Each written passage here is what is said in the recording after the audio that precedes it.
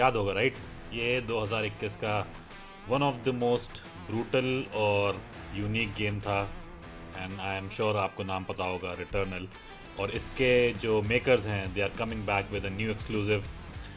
Game का नाम है द सरोस, और सिर्फ सरोस, द सरोस नहीं, सरोस। लॉन्च डेट है 30th of April।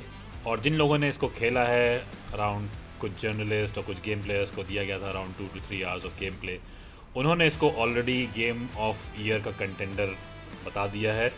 And let me tell you, game of the year का कंटेंडर बताना is a big deal, because इस साल GTA 6 और वुल्वरीन जैसे और गेम 3 रिलीज़ होने वाले हैं लेटर इन द ईयर। सो ये बहुत बड़ी डील है।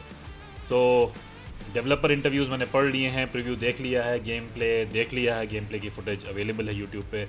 तो मैं आपको बताऊंगा इस वीडियो में कि क्या आपको एक्सपेक्ट करना चाहिए इस गेम से, और should you be excited about it. So let's go. पहले बात करते हैं कि सारोस है क्या। तो सारोस बेसिकली एक नया गेम है बाय हाउस मार्की। इसके गेम डेवलपर्स हैं, एक फिनिश प्ले स्टेशन स्टूडियो है, और इसने रिटर्नल जैसा आई थिंक एक बहुत ही बढ़िया गेम बनाया। उसके अलावा भी इनका और गेम्स हैं जैसे नेक्स्ट मशीना और आई थिंक रेसोगन। और ये Returnal will be the PS5 and PS5 Pro exclusive. तो ये किसी भी और प्लेटफॉर्म के लिए रिलीज़ नहीं होगा 30th of April को, ना Xbox, ना PC, ना और कोई प्लेटफॉर्म। ये है क्या?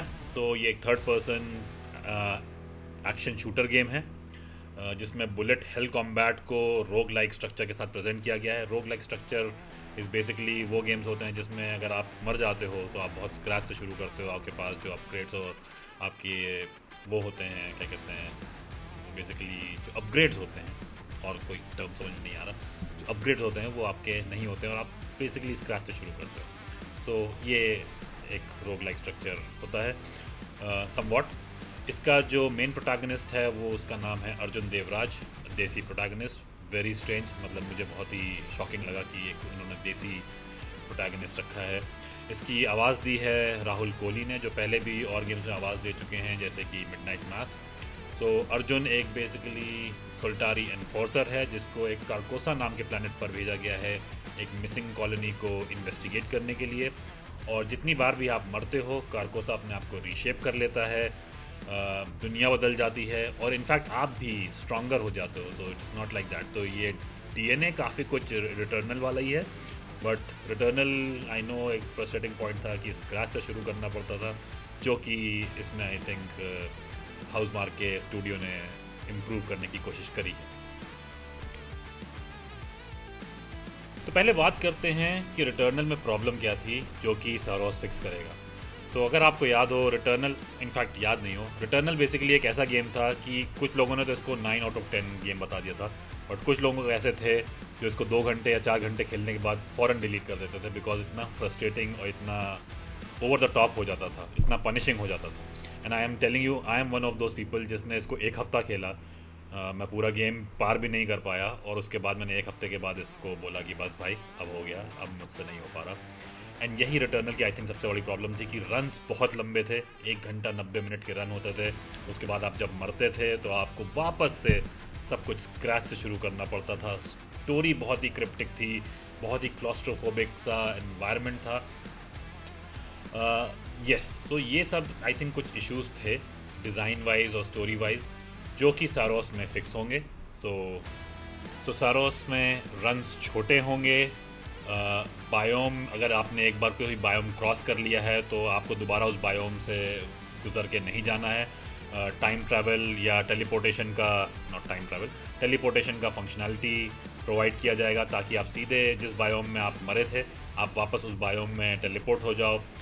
कुछ टर्म है परमानेंट प्रोग्रेशन। तो बेसिकली इसमें एक ल्यूसिनाइट करके एक करेंसी रहेगी जो आप ड्यूरिंग द गेम आप अर्न करोगे, और उससे आप अपने वेपन्स, अपनी हेल्थ को अपग्रेड कर सकते हो, और ये अपग्रेड्स आपके साथ रहेंगे। आप इवन मर भी जाओ तो भी ये आपके साथ कंटिन्यू रहेगा। तो ये एक बहुत अच्छी चीज़ है जो कि क्या कहते हैं, आई थिंक रिटर्नल में मिसिंग था। और मिड गेम सेव्स जो रिटर्नल में नहीं थे वो भी इंट्रोड्यूस किए जा रहे हैं सारोस। अब बात करते हैं एक्चुअल गेम प्ले की। तो अगर आपको याद हो, क्या कहते हैं, रिटर्नल में सेलिन जो उसकी मेन कैरेक्टर थी, तो वो बेसिकली जो रिटर्नल इनफैक्ट जो पूरा गेम था it was all about avoidance. आप एनिमीज़ को अवॉइड करते हो, बचते हो, डॉज करते हो अटैक को। But Saros is completely opposite. Arjun एक अग्रेसर है। सो और इसका जो गेम प्ले है वो बेसिकली आपको प्रमोट करता है अग्रेशन, बिकॉज इसमें जो भी प्रोजेक्टाइल्स और जो भी बुलेट्स आपकी तरफ आएंगी आपको उनको डॉज नहीं करना है। इनफैक्ट अर्जुन के पास एक सोल्टारी शील्ड रहेगा जो इन बुलेट्स और प्रोजेक्टाइल्स को अब्जॉर्ब करेगा। उससे आपका जो एक मेन पावर है वो चार्ज होगा और उसको आप अपने L2 ट्रिगर से बेसिकली यूज़ कर सकते हो, जो आपका पावर वेपन रहेगा।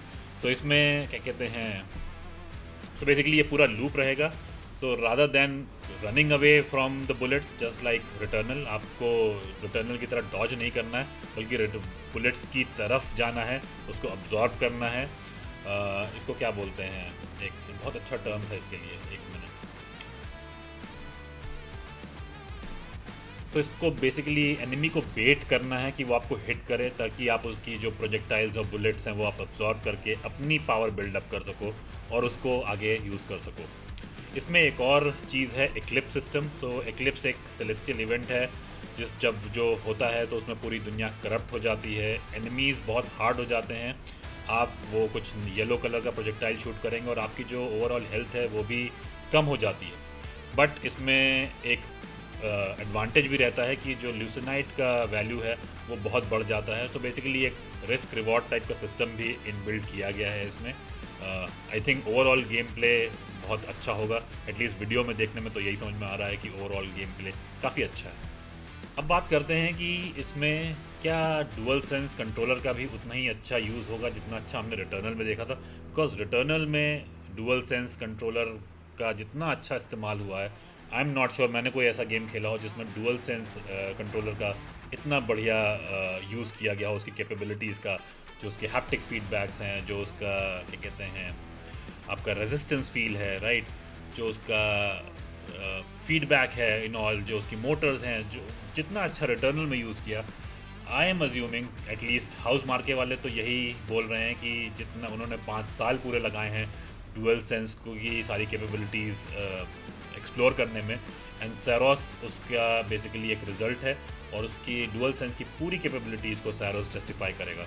ये तो खैर हमको 30th of April को ही पता चलेगा जब गेम एक्चुअली लॉन्च होगा एंड हम खेल पाएंगे उसको, तभी पता चल पाएगा कि ये कितना अच्छा डुअल सेंस को यूज़ कर रहा है। बट एटलीस्ट हाउस मार्के वाले ये क्लेम तो कर रहे हैं कि ये बहुत अच्छा डुअल सेंस की कैपेबिलिटीज़ जस्ट लाइक रिटर्नल उसको यूज़ करेगा। अब आते हैं अपने वर्डिक्ट पे। तो क्या आपको ये गेम ख़रीदना चाहिए या इसके लिए एक्साइटेड होना चाहिए अगर आप खेलने का मन बना रहे हैं तो अगर आपको रिटर्नल पसंद था, अगर आप उन लोगों में से हो जिन्होंने रिटर्नल को 9 out of 10 दिया था, तब तो ये आपके लिए एक मस्ट बाय प्री ऑर्डर है। इनफैक्ट बाय भी नहीं, आपको प्री ऑर्डर करके रखना चाहिए, बिकॉज आपको सब कुछ वही मिल रहा है, वही स्टोरी लाइन और द सेम लाइन्स, राइट, वही क्लियरर वर्ल्ड, वही रिटर्नल का डुअल सेंस का feedback, at least what they are saying, but उस सबको बेटर किया जा रहा है, right. So you have now mid run game saves, right, you can save your run, you don't actually have to start from scratch से कुछ भी नहीं शुरू करना है। आपके पावर्स, आपके अपग्रेड्स आपके साथ रहेंगे। सो वो सब बेटर किया जा रहा है compare to what was there in Returnal. तो आपके लिए तो it is like a must buy और must pre book, pre order, right. तो yes, that's for people who already have played Returnal. अगर आपने रिटर्नल नहीं खेला है या हाँ, अगर आपने रिटर्नल नहीं खेला, चलिए पहले उनकी बात कर लेते हैं जो नए हैं। तो अगर आपने रिटर्नल नहीं खेला तो ये बहुत अच्छा एंट्री पॉइंट है इस टाइप के जॉनर के गेम में एंट्री लेने का।